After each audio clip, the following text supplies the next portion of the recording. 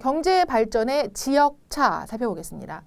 자, 경제 발전에서 지역별로 경제가 발전한 지역도 있고 발전하지 못한 지역도 있다는 얘기인데요. 그러한 원인이 무엇인지 한번 보도록 하겠습니다.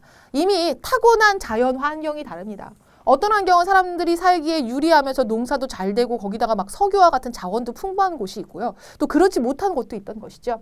또 식민 지배의 역사 때문에도 달라지고 있습니다. 과거 우리가 식민 지배를 오래 받은 나라들은 아무래도 그만큼 발전을 스스로 할 수 있는 속도가 늦어졌고 착취를 많이 당했던 상황이죠. 자, 그래서 유럽의 식민 지배를 받았던 이제 그런 국가들은 아무래도 좀 개발도상국인 경우들이 많고요. 유럽들은 그에 비해서 많은 경제 성장을 이뤄낸 상태입니다.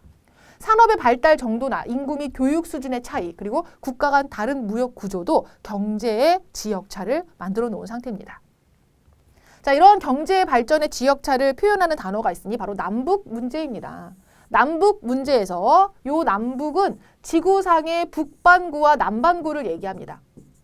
지구상의 북반구 중위도에는요, 상당히 잘 사는 나라가 많습니다. 미국이나 뭐 캐나다라든지 우리나라라든지 일본이라든지 뭐 중국도 지금 경제 발전을 급하고 있고요. 그리고 이제 유럽이라든지.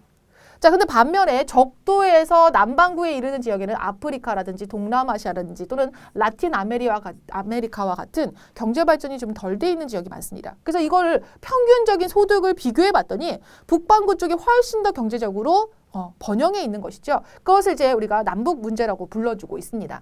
자, 이 때문에 많은 갈등도 겪고 있는 상태예요.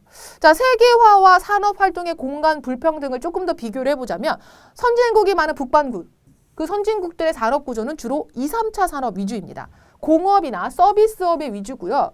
그리고 개발도상국은 1차 산업 위주인 경우들을 볼 수가 있습니다. 농업이라든지 어업과 같은 것을 통해서 산업을 발전시키고 있다는 얘기죠. 자, 그럼 이들이 무역을 한다면 선진국은 공업 제품이나 또는 이제 서비스 상품들을 판매를 하겠죠. 대표적인 뭐 자동차 또는 뭐 컴퓨터, 스마트폰 이런 것들을 만들어서 팝니다.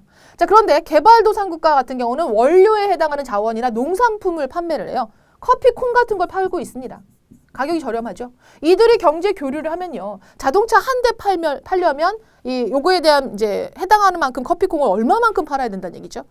그러한 차이에서 결국은 무역을 하면 할수록 경제 격차가 벌어질 수밖에 없는 상황에 놓여 있다라는 것을 알 수가 있습니다.